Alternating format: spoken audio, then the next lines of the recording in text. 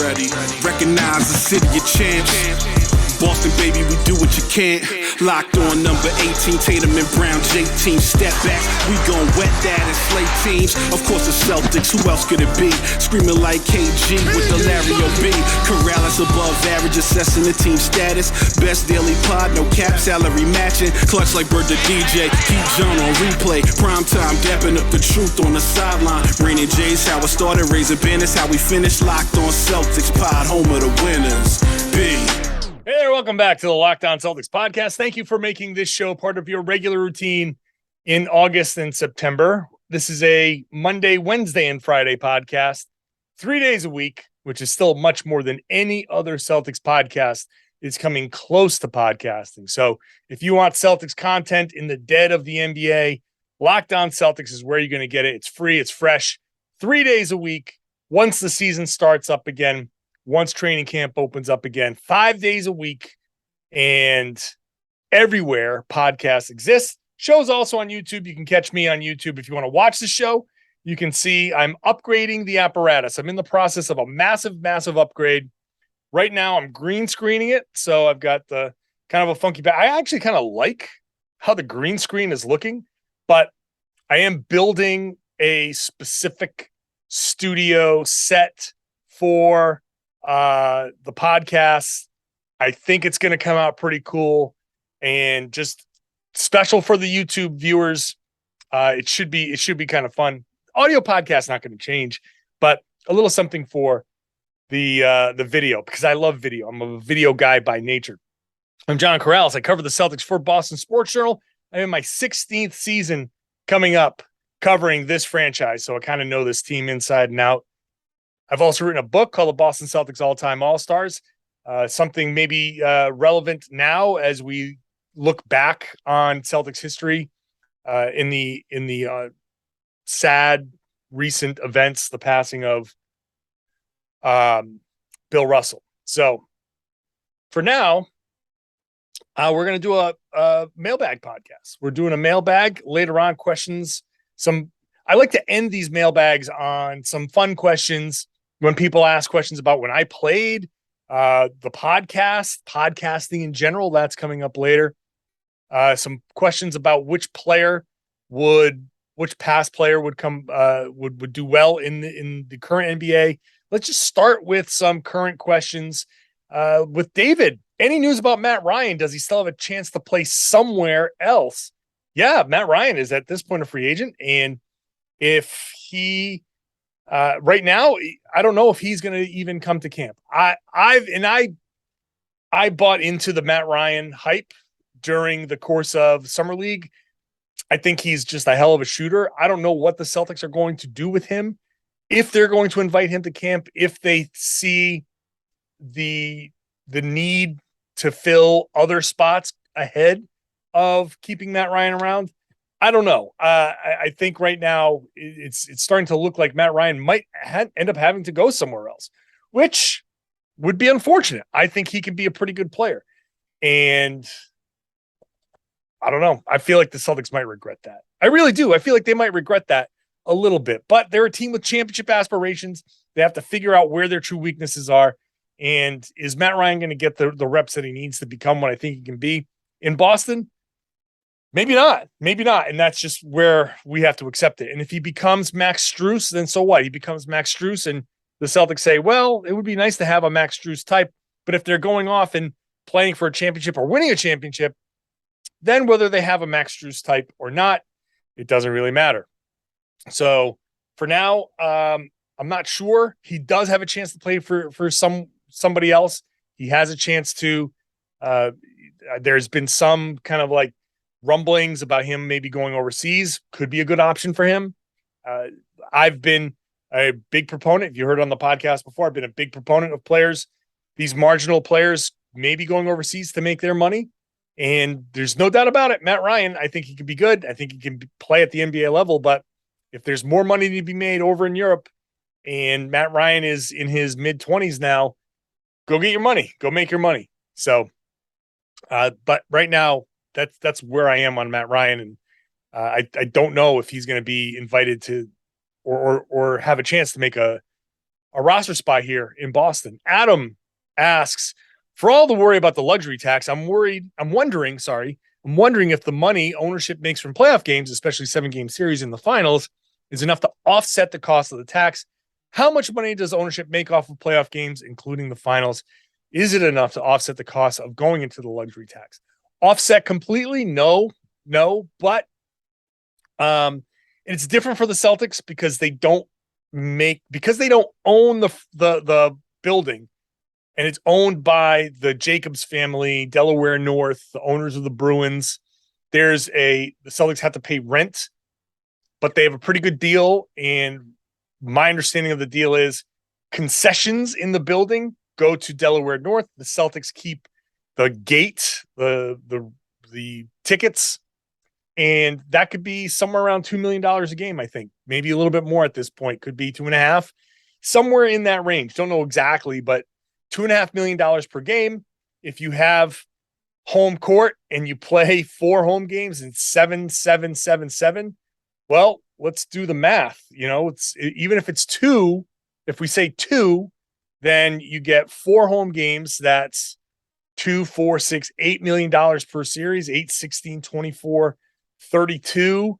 So actually that would offset the cost of going into the luxury tax for this particular Celtics team. So that's part of why owners are willing to spend money.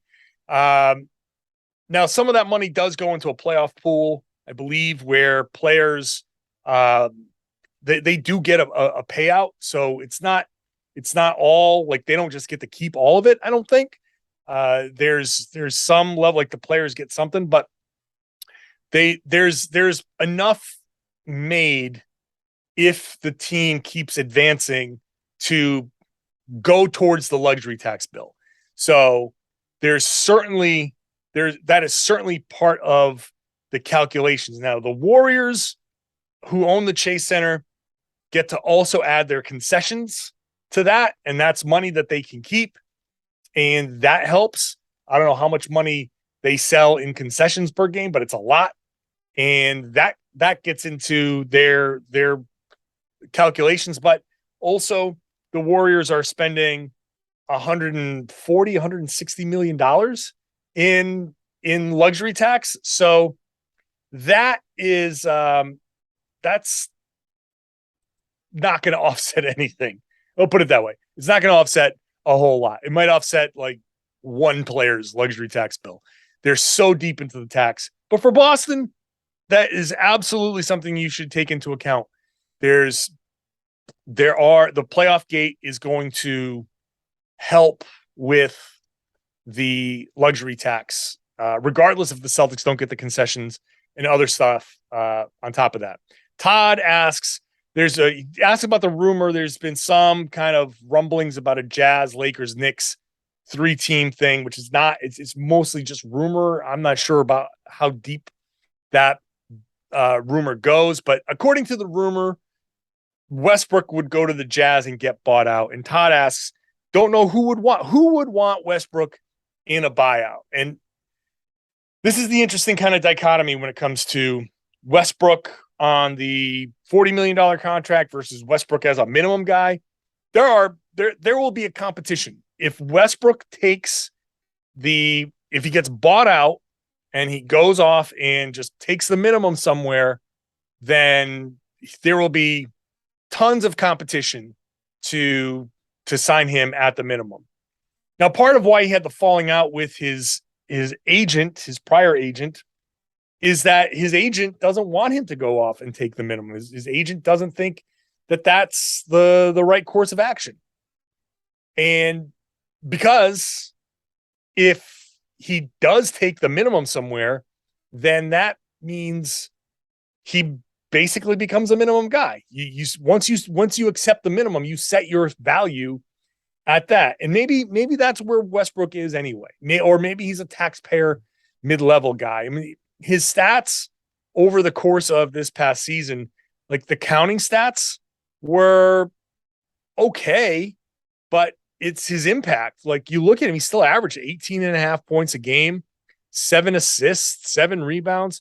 He can still go out there and give you statistical production. It's just that his 3-point shooting is down to less than 30%. His 2-point shooting is at 48%. His free throw shooting is down below 67%. Once upon a time, he used to shoot 80+% from the free throw line. His 2016-17 season in Oklahoma City, he shot 34% from 3, which is acceptable. 46% from 2, which is not. But then 84.5% from the free throw line, and it averaged 31.6 points per game. Since then, it's dropped to 73.7, 65.6. He had a 76% year in Houston, then 65.5 and 66.5.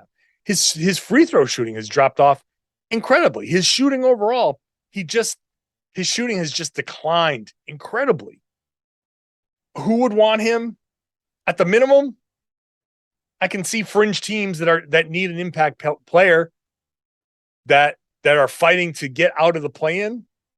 You hit Sacramento? No, I don't know. I'm trying to think of teams kind of on the edge of the play-in tournament where you say, well, Chicago, depending on what Brooklyn does. Charlotte, no. Washington, maybe. Indiana, out west, I don't know. Portland, OKC, get them back to OKC. There are teams out there that would sign Russell Westbrook. All right, let's come back and I'm gonna I keep getting this question, but a backup big that I definitely, absolutely 100% do not want on the team, but people keep asking me about it. So I'm going to talk about it after I tell you about Built Bar Puffs. If you haven't been having these Built Bar Puffs, you are completely missing out on a great joy in life. It's a Built Puff is marshmallow infused with protein, covered in chocolate, and now we've got cookie dough chunk puffs. So you got chunks of actual chocolate chip cookie dough in there. Now you think, okay, well, this is marshmallow, this is cookie dough, this is impossible. This is going to be like a 400 calorie snack, right? No, 160 calories and 15 grams of protein. I don't know how they do it at Built Bar, but they do it. And it's good for, it's delicious. I have told this, anecdote about getting a delivery of Built Puffs and offering it up to a 13-year-old who I had in the car.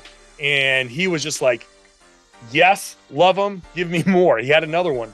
And I just left him the box. I took one for myself so I could have one because I wanted one. But then I gave them all to him because what are you going to do? You're going to tell a 13-year-old, no, you can't have these? But if a 13-year-old is crushing these things, then they have to be delicious. So they taste good. 160 calories and 15 grams of protein. It's great. Collagen protein. Your body absorbs it more efficiently. It has tons of health benefits. So it tastes good and it's good for you.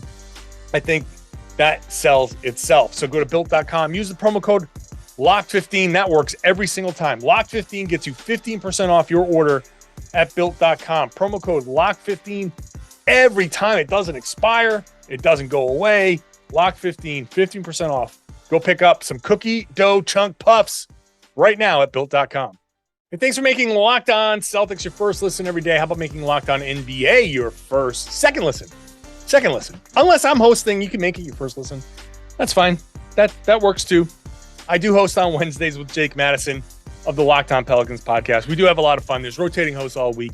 Lots of different takes.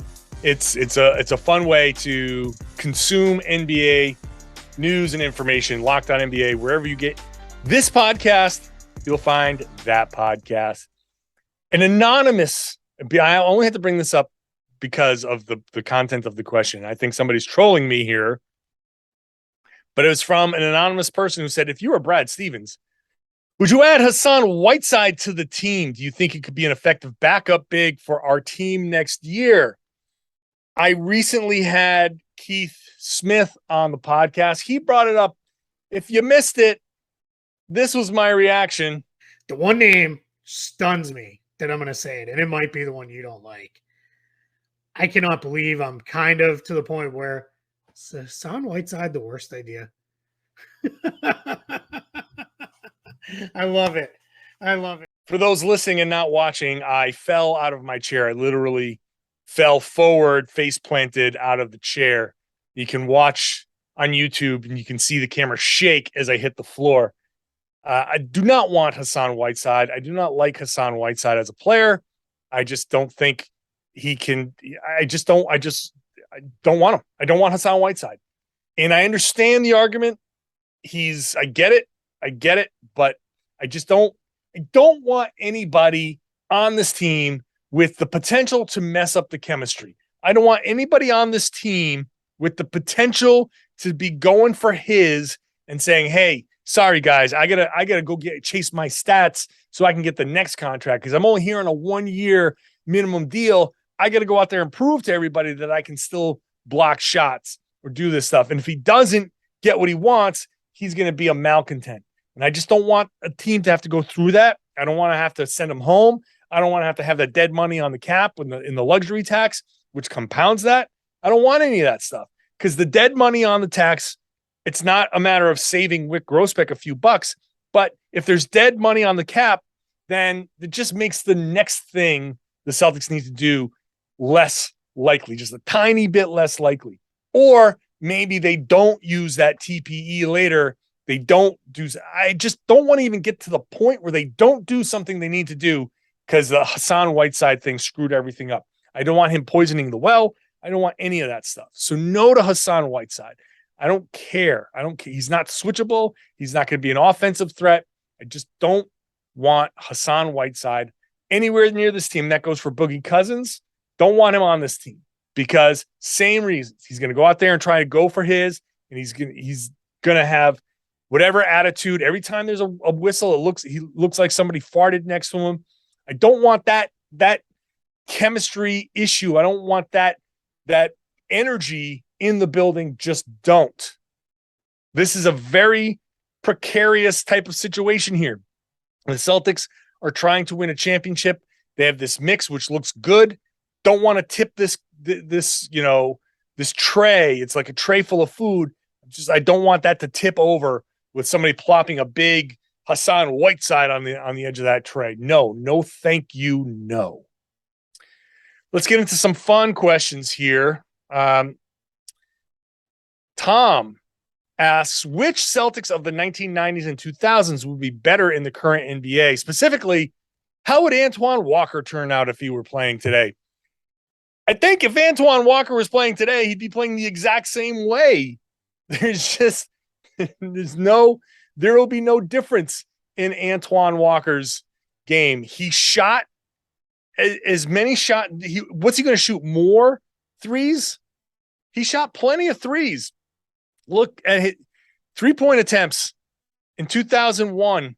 He shot 7.5 per game. 2002, 8. Year after that, 7.5. So maybe this time around he shoots 10 or 11 or 12. Is that what we want at 36%, 34%, 33%? I mean, he shot a ton from three. If people are mad at Marcus Smart for shooting 3-pointers, I can't imagine what they would be at Antoine Walker for shooting 3-pointers. Career 32.5% 3-point shooter. In Boston alone, he shot 33.3%. And he would have shot at least 10 a game. It would not go well. It would not go well. We've seen Antoine Walker. Antoine shoots a ton of threes. What else do you want from him? The guy who I think would have been real interesting in today's NBA is Dana Barros. I'm going to call up his page real quick because Dana Barros in Boston, I mean, his career numbers over 40% from three.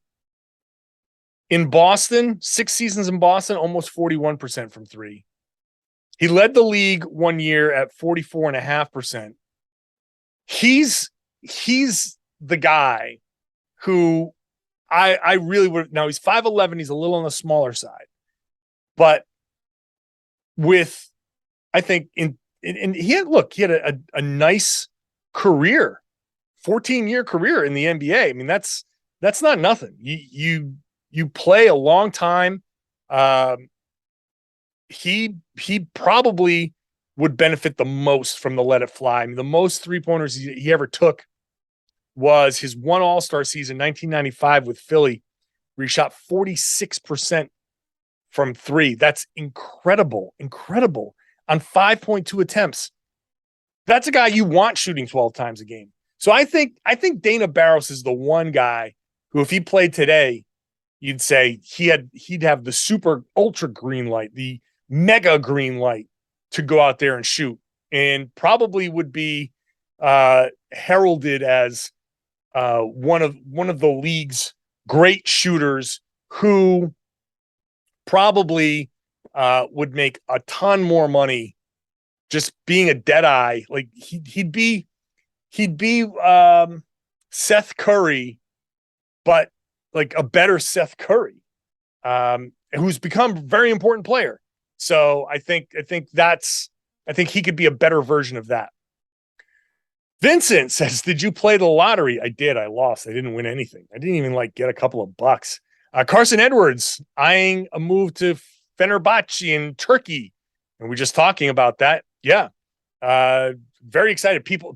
When he agreed to go to Turkey, people came to me and were like, people were tweeting at me like, oh my God, you called. Like, yeah. I mean, that wasn't like a bold prediction. It's an easy one to predict that a guy with his tools, I bet you he kills it in Turkey. I wouldn't be surprised if he averaged 25 points a game. Thing about Carson Edwards is he's the type of guy that he just never, part of the problem in the NBA is he never got to the point where he just came off the bench hot. He needs to shoot his way into a rhythm. That's why he did well in summer leagues. That's why he did well in the G League, because he needs to shoot the ball 20 times, and he'll miss his first 4 or 5 shots. He comes in with the scope like blurry, and he needs to hone it in. And then once he gets that thing honed in, then he can hit like 4, 5, 6 in a row. We've seen him do it. We've seen him, I think, in Cleveland once, maybe twice, come out crappy first half, second half, just on fire. But the Celtics and no NBA team could give a guy like Carson Edwards the time to go do that. So yeah, it made a ton of sense to go to a team like Fenerbahce in Turkey or wherever to get those minutes. If you can play 30 minutes a game, he'll average 25. I feel very confident in that. So good for him. The other question Vincent asked, did you ever get to see a game in Athens at the Olympic Stadium? And no, the answer is no. All right, so now we're getting into questions about me and when I played, my style of basketball, podcasting. Some really good questions about podcasting. Those are coming up in just a minute. All right, back to wrap up this mailbag, starting with Angelo. Says, John, I love that you mentioned post-work and post-game for bigs. Wish it still existed in the league today. Me too. I think bigs can benefit. Robert Williams can benefit from some coaching, some added emphasis on some post moves. The post is starting to come back. I think with the spacing, I think you can dump it into a guy, and if he has a couple of moves, people will decry post play for being inefficient. I get it. The numbers show it's inefficient. But just like the mid-range, which is inefficient, it's not if you're not inefficient. You know what I mean? Kevin Durant can shoot all the mid-range shots that he wants because he shoots like 55, 60% from there. So, yeah, that's an efficient shot for you. Keep shooting that. I think some guys like Rob and others can benefit from just learning a couple of moves, a simple drop step, a simple up and under, a simple reverse pivot, and a dribble move off of that. Awesome. I think he could do great. So Angelo asks, which big's signature move would you have added to your arsenal when you played? Oh, baby. Oh, baby. So I was a post player. And growing up in Rhode Island, when I was in high school, I was 6'3". I got up to 6'5" in college. I played back to the basketball. I grew up studying film of Kevin McHale and Jack Sikma. And, at that point, Hakeem Olajuwon was in the league as I was playing. So it was trying to study those moves, and you just learn little bits about. One of the things about post play is people say, well, you got a guy, you're passing it to the guy with the closest defender. But there's a concept in martial arts where, and I think in all self-defense is you move towards the danger to neutralize it. And same thing applies here. I want, with my back to the basket, I want the guy on me. I want to feel where he is, because that informs me of the move. If I feel an arm, or if I feel some pressure a little bit, on my left side, I know that I can spin around to my right and I have an advantage. I know if I still have my dribble and I haven't established a pivot foot, I know that I have an opportunity for a drop step. If I can feel a guy, if he's fronting me, if he's trying to front me, and I can get the catch the ball with my right hand, and I can just seal him off and just like boom and go right up. That's the easy. And when they react to that, that's when you start going to the up and unders, the fakes. You've beat a guy with a move 2-3 times and he starts to go for it and lean into that. Then you can fake and there's a lot. There are counters to your counters. You can have 3-4. If you have 3 or 4 post moves, God, I mean, you can score all day long. The one thing I would have added to answer Angelo's question is that fadeaway, the Dirk fadeaway. I never thought to shoot that shot. I never thought that, I never saw at that point, Dirk was well past when I played. So never thought to turn and face up and take that dribble. Now I can work on that move, but the Dirk's fadeaway that's deadly. If I could have perfected a fadeaway shot, I definitely wish I did, because that's such an old man move. I'm only now in my old age really starting to try to perfect the fadeaway. Fadeaway shot's just a nice go-to when now I used to be able to jump. Now I can't jump over a phone book. This is where the fadeaway comes in. So I wish I had Dirk's fadeaway from the beginning. All right, let's get into some podcasting questions. This is a good one from Adam. What do you think about the massive gender disparity in reporting and podcasting on the Celtics and the NBA? He says, I can only think of a few non-male people who have regularly hosted or been on podcasts about the Celtics NBA. Abby Chin, Nicole Yang, Renee Montgomery. Is there any movement among media members about achieving gender equality in reporting? Have you considered having a female or non-binary co-host or regular guest? So there's a lot in there. I absolutely would love to have more women. I think women in sports in general. There's a lot of catching up to do. I would definitely love to have a more regular guest. The thing is, when it comes to Celtics basketball, you think like Nicole Yang, she covers the Patriots now. So that's why the Genotime podcast has kind of gone away. So I used to talk about basketball with her all the time. We used to hang out on the road, me, her, Tom. She's a good reporter. She's good at what she does. She's a great person. Like she absolutely, I'm glad that she's continuing on, but now she moved over to the Patriots. We don't have a lot of women covering the Celtics. Do we need more women covering the Celtics? Yeah, absolutely. We need more diversity covering the Celtics. In general, they just added Suichi Terada at Mass Live. That was good to get a different perspective there. But I think sports in general, sports coverage has been an industry dominated by white guys, and there's when the history is that long, the catching up is a bit slow. Is there a movement? Is there a particular movement amongst us in the media members?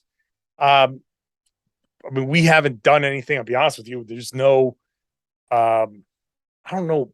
I don't know what the movement would be.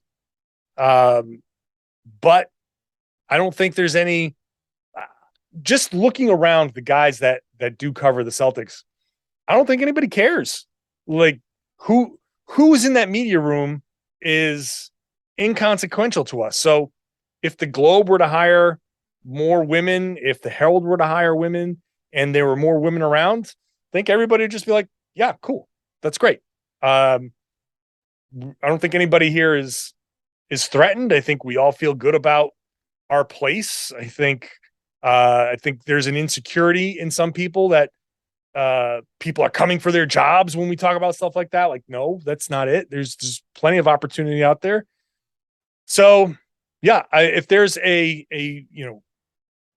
should, considering this question, I should probably try a little bit harder to get more women on, but fact is there aren't a lot of women to get on this show. And the women I want to get on this show are hard to get. Trying to get Jackie McMullen. Not easy to get Jackie McMullen. Love to get Doris Burke. Not easy to get Doris Burke. Those are big names who are hard to find and hard to carve out their time to be on the podcast. But I am excited that more women are getting into the sports fields, that they are achieving things like play-by-play. They're doing well with their podcasts. I encourage it all. I encourage everybody to give it a shot and try to break into this field. It's tougher for women for sure. And I was just on a podcast. It was Gabby Hurlbut, and we were talking extensively about being a woman in sports is already tough because guys make you want to prove. They feel like you have to prove to them that you know the sport. Like I can sit here and say everything that I've said about post moves and this and that. If you put a woman here and she said all of that same stuff, there'd be guys who just take what I said to heart and say, yeah, well, John knows. They'd question there are people who would question that. And so it's hard. You have to come out there. And I think a lot of young women feel like they have to prove to them, to the people that I know what I'm talking about, which takes away from the natural conversation of things. Then you add layers to that.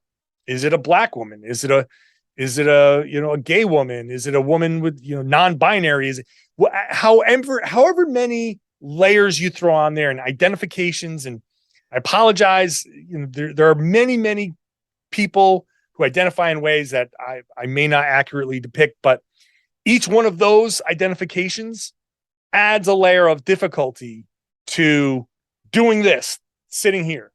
I understand I'm in a very privileged position here. I think just by me looking like this, a lot of people can take what I say and say, oh, well, he must know. Look at him. They just accept it. I know that that's part of the how it goes.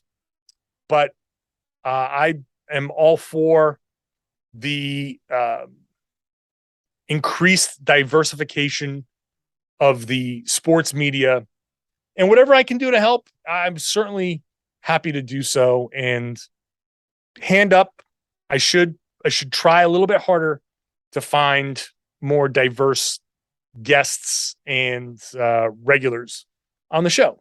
It's a good way to look at this. And this gets me into Jacob, who says, I'm trying to start my own podcast. All right. He says, what advice would you give for someone just starting out in the podcast world? Is there a podcast starter kit you'd recommend? What can I do to help make it successful? How did you get your start in podcast world? And what have you learned from it? Well, thank you, Jacob. Appreciate this. This is, first of all, right now, starting a podcast now, it's easy and it's hard. It's easy and almost impossible at the same time. Easy because you can get a mic cheap. You can find a cheap mic that's a USB that you can plug in. You can get a little ring light. You can find ways to record. You can record on Zoom. You download Zoom for free. Very easy to do. It's very easy to start. You can, for less than $100, you can get a webcam, a microphone, a ring light, and you can get started. And that's easy. The hard part is doing it over and over and over again. Hard part is sticking with it. And the secret to my success, I always say, is that I've been too stupid to quit. And that's the simplest way I can put it. I've been doing this podcast for a long time. I've been podcasting since before they were called podcasts. Once upon a time when Blog Talk Radio started out. In fact, before that, when the Celtics Stuff Live guys had figured out how to record something and distribute it, I was like enthralled by this because I was a broadcast journalism major at Emerson. I did TV, I did radio, I did all of that stuff, broadcasting in college that was put out there. I love doing it. I love doing this. I've always wanted to do this. When I did my first reporting class, where they first gave us a camera, they sent us out. I forget what the assignment was. You just got to talk man on the street. My professor put my tape in. At that point, we had 3/4-inch tapes. He put the tape in.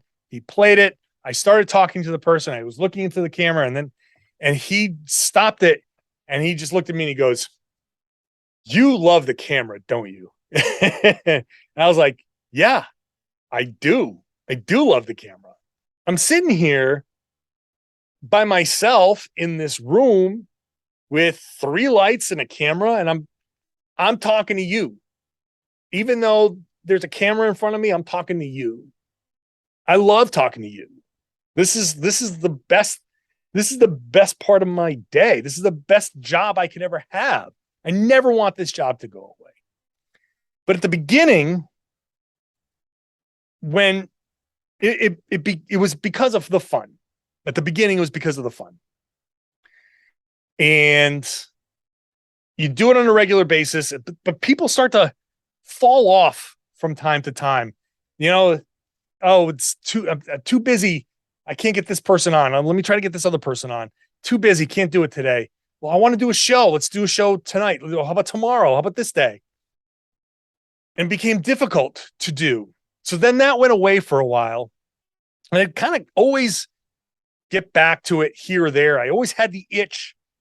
And then when Jay King and I started the Rain and Jays, which was the precursor to Locked On Celtics, it was just the best. It was the best. And Locked On came along really early on in the process. And, you know, the getting through that and doing something 5 days a week, and the checks at the beginning were like $14 and $50 and $100. There's not enough money at the beginning to say, well, you know, between me and you, and now we're getting Packard on, and we're splitting this, and it's just the money isn't corresponding to the work. And that's the type of stuff that makes people say, yeah, that's enough. I can't do this. I can't do this. I need to actually go make some money. I was willing to lose sleep. I'd rather lose sleep because I just love doing this. And I just saw the vision. I kept sticking with it. And that's hard to do. If you want advice on a podcast, stick to a schedule and keep doing it. Just keep doing it. And your numbers are going to be terrible at first. You first launch a podcast, you're going to be like, whoa, 50 people listen. This is amazing. And then you're going to be pissed when you get 50 people. You're going to say, oh, now I got 100 people. Now that's amazing. And eventually that'll be a bad number. And so on, and so on, and so on.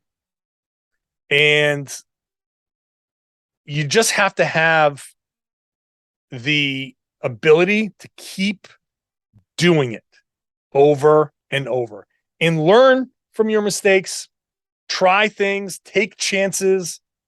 You can always try something, and when it doesn't work, stop doing it. Just stop doing it. It's all right. People will move on from it. Not a problem. Keep doing it. If people, listen to people's advice, you have to figure out a way to grow. And the other thing, if I want to talk very specifically about anybody who's doing the video portion of the podcast, or even the audio version, you're always talking to one person. This is the best bit of advice of actual performance podcasting, broadcasting even. I tell this when I was working in television and coaching people, when I was working in radio, coaching people. I would tell people this is the number one thing. It's one of the first things I tell any prospective podcaster. I'm not talking to Boston. I'm not talking to the world. I'm not talking to everybody at once. I am talking to you in the car, or you with the headphones on walking your dog, or you in the shower. I am talking to you, and you need to hear me talking to you. That's what makes the connection. I'm not sitting there saying, hey, Boston. No, I'm not talking to a room full of people. Podcasts are consumed individually. I'm not standing on a stage. That's different work. That's a different crowd work. Having that presence in a theater is different. This, you have one person with headphones on, one person in the car, one person watching, maybe a couple of people at the same time, but whatever. There's one person consuming this. I am talking to you, that one person. You make that connection, now you're getting somewhere. If you make that connection, because I want you talking back to me in the car. If I'm saying something about Hassan Whiteside and you think Hassan Whiteside should be signed, then I want you yelling at me in the car. I want you to be like, come on, John. Of course, just John, get over it. Just Hassan Whiteside for a year is fine. I want you to be saying that because I'm talking to you and you're talking back to me. That's how you make a connection with people. That's how you build a podcast audience. Consistency.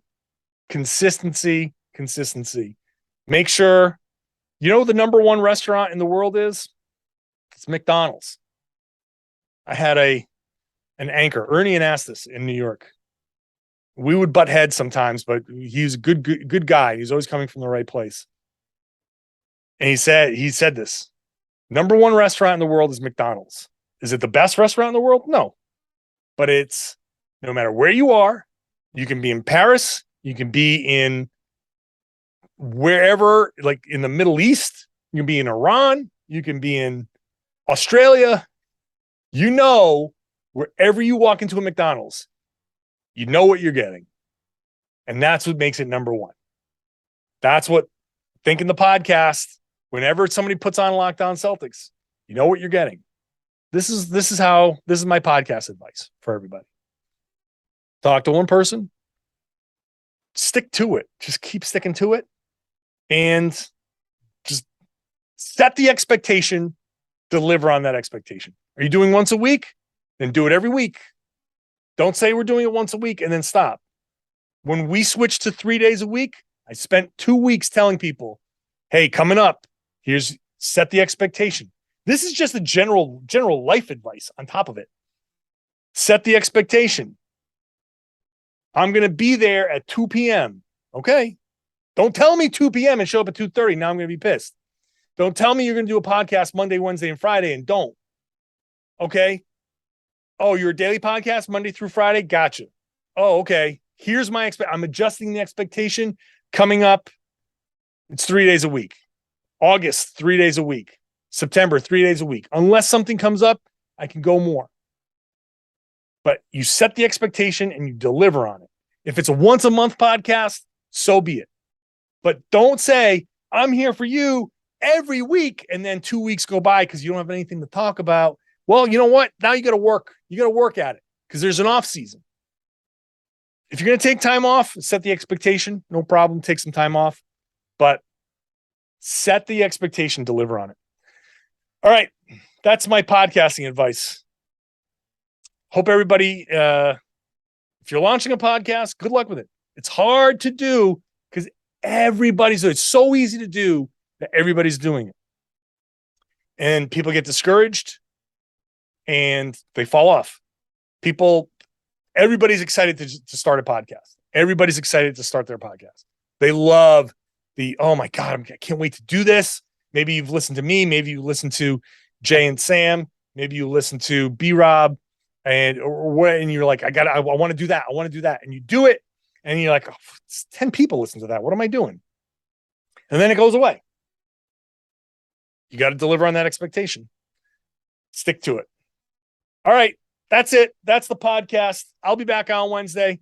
I'll figure something else to talk about on Wednesday for sure. Maybe it'll be more questions. I'll probably have Tom Westerholm back for that one. So subscribe. Again, Monday, Wednesday, Friday content. Still pumping out more Celtics content than anybody else anywhere, even in the dead of the offseason. There are people who won't podcast 3 times in the month, and I'm doing it 3 times in a week. So make sure you're subscribed to Locked On Celtics, wherever you get your podcasts. And if you are a subscriber, I would love it if you shared the podcast. Tell your friends, tell your family, tell everybody they should be listening to and watching the Locked On Celtics podcast right here on the Locked On Podcast Network.